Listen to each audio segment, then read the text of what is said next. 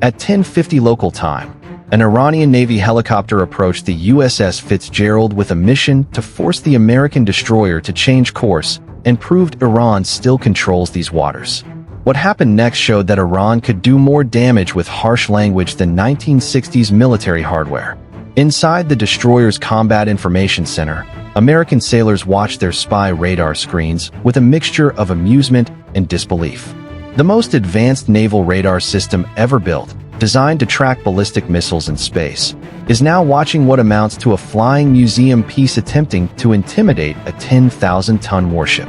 The Iranian helicopter you see here has a specific mission: gather intelligence on American naval operations, force the destroyer to change course so Tran can claim it controls these waters, and create a propaganda victory to offset the humiliation of having its nuclear program turned to dust by B-2 bombers.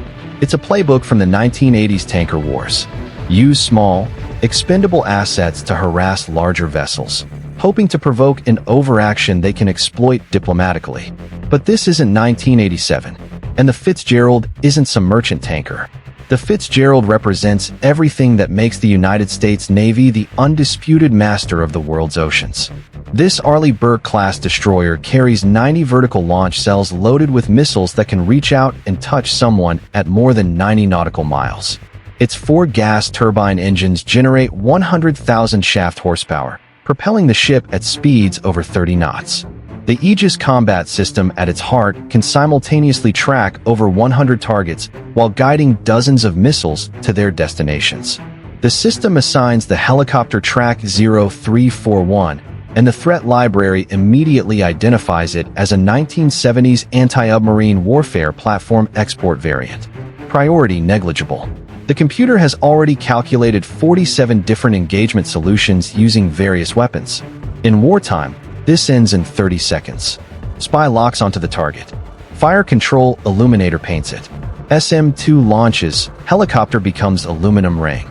And now this pinnacle of American naval engineering is being approached by a helicopter that Iran bought from America before their Islamic Revolution back, when disco was still popular.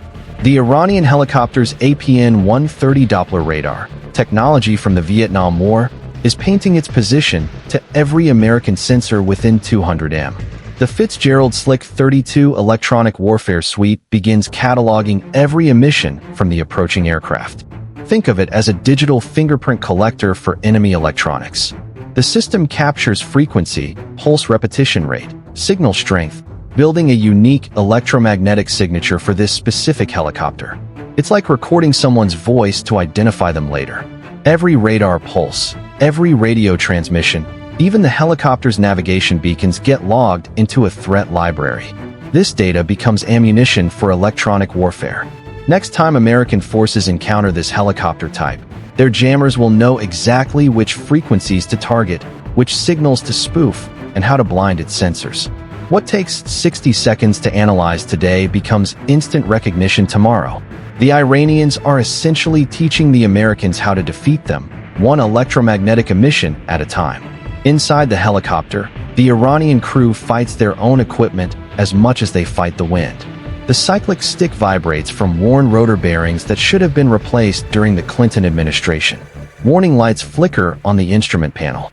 Most have been disconnected because replacement parts haven't existed since the Shah fell. The pilot checks his fuel gauge and does quick math. At this burn rate, fighting the headwind and trying to match the destroyer's speed, they have maybe 45 minutes on station before they need to turn back. That's if both engines keep running.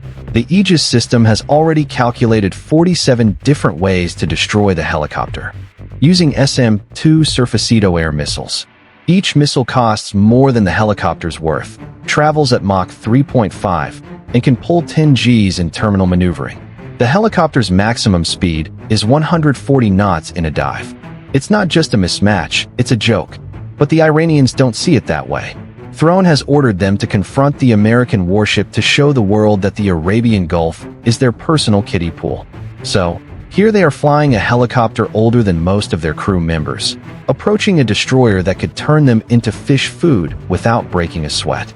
The radar operator reports the helicopter's approach vector to the bridge.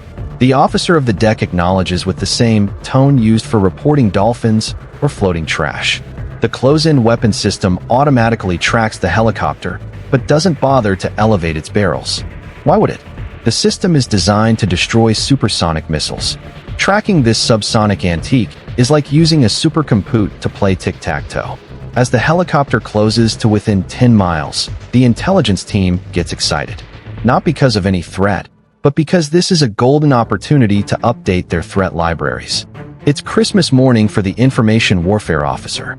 But the Iranians were about to discover that approaching an American destroyer was the easy part. Staying airborne would prove far more challenging. The Iranian pilot pushes his collective forward, diving the SH-3 toward the destroyer in what he believes is an aggressive attack profile. The helicopter drops to 500 feet above the waves. Its 1960s airframe groaning under the stress. This is textbook Iranian harassment tactics. Fly low to appear threatening, make close passes to provoke a response, and use civilian frequencies to claim innocence if engaged. The goal is to create footage showing the helicopter dominating an American warship. Something can broadcast as proof that they still control the Gulf despite their nuclear program being turned into a parking lot. Through the scratched plexiglass windscreen, the pilot can see the USS Fitzgerald maintaining its course, not even bothering to adjust speed. The destroyer's wake churns the sea behind it. Just another day in the Gulf. American warship, you are approaching Iranian territorial waters. Change course immediately. The pilot's accented English cracks through the radio static. American warship, you are approaching Iranian territorial waters. Change course immediately. The pilot's accented English crackles through radio static. The Fitzgerald's communications team records every word while trying not to laugh.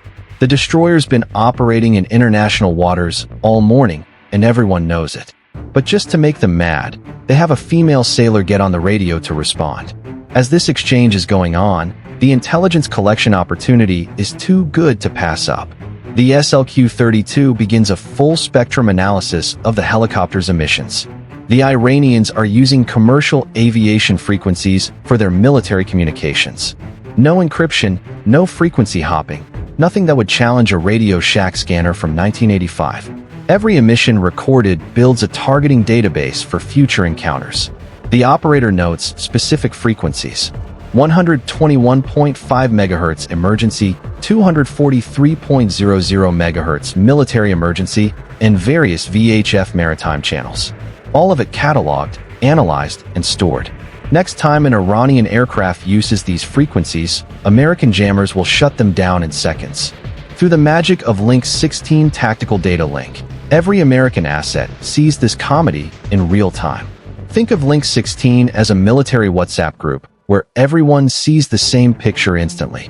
The system uses time division multiple access. Basically, everyone takes turns talking in millisecond intervals, so nobody talks over each other. Each participant gets specific time slots to transmit. All encrypted with NSA-approved crypto. That's military-grade encryption, so secure it would take every computer on Earth thousands of years to crack a single message. The NSA tests and certifies these encryption algorithms to ensure even America's most sophisticated adversaries can't listen in. The Fitzgerald shares track 0341 to a cruiser 50 nautical miles away. The carrier 200 out, and every other surface combatant and aircraft in between.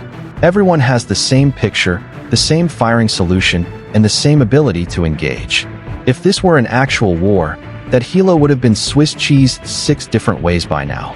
Inside the helicopter, the crew chief watches the fuel gauge drop like a stone. Trying to keep pace with a destroyer doing 30 knots is burning their reserves at an alarming rate. The port engine oil pressure gauge flutters in the yellow zone. These General Electric T-58 engines were magnificent in their day, 1,400 horsepower each when new. But that day was during the Johnson administration. Now they wheeze like a retiree climbing a flight of stairs. The Fitzgerald's bridge team treats the helicopter flyover with the same concern they'd show for a seagull. The CWIS operator uses this opportunity to practice manual tracking. The fire control computer runs the numbers. At 500-foot range, 110 knot closure speed, 30 degrees crossing angle. The solution is elementary. A 1.2-second burst, 94 rounds, 98% probability of catastrophic target destruction. The 20mm Gatling gun can fire 45,000 rounds per minute, creating a wall of tungsten that nothing can penetrate against a helicopter moving at 110 knots. It would be like using a minigun on a paper airplane. The operator doesn't even remove the system from standby mode. The destroyer's executive officer arrives in the Combat Information Center, or CIC, to observe the intelligence bonanza. "Are they really using clear voice comms?" he asks. The TO, the on-duty officer in charge of the CIC, nods, grinning. "Sir, I can tell you what the pilot had for breakfast. He's been complaining about his wife's chicken curry on Channel 16. The XO, the Fitzgerald's second-in-command, shakes his head. The Iranian helicopter makes another pass, this time from the stern. The pilot can see sailors on deck continuing their maintenance work, not even looking up. One sailor waves, the kind of wave you give to tourists. The insult burns worse than any weapon could. The Americans aren't even taking them seriously enough to go to general quarters. The Fitzgerald defensive systems remain in standby. Why waste electricity?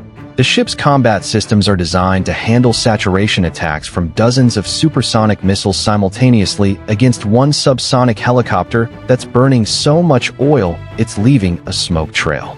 It'd be like how the Mike Tyson versus Logan Paul fight should have gone down. And this time the fight ain't rigged. The Iranian pilot keys his radio one more time, voice cracking with desperation. "This is your final warning. Change course now." The only problem is he says it with as much authority as a toddler protesting nap time. This is the real Iranian mission revealing itself. Record audio of warnings to American warships. Claim they defended sovereign waters.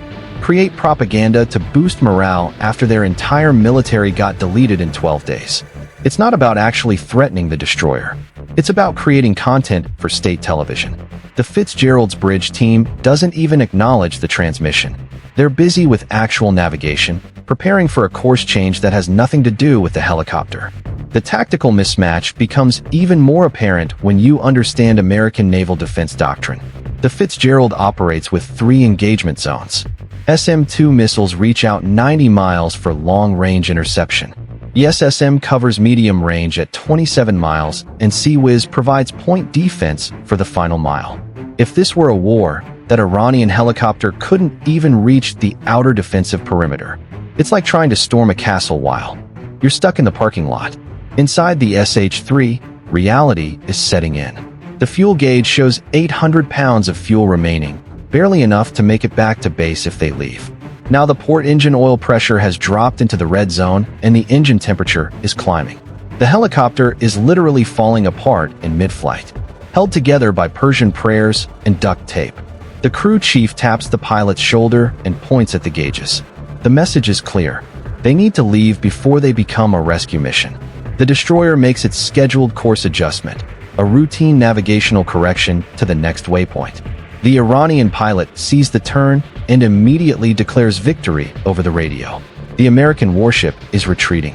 The mighty Islamic Republic has defended its waters. Back in the CIC, the intelligence team makes sure they're recording. This will be comedy gold at the Ops Intel brief. Within hours, Iranian state media will transform this nothing burger into an epic victory. Dramatic music will accompany grainy footage of the helicopter forcing the American destroyer to change course. Tran will claim they've proven American vulnerability, shown the world that Iran can still project power.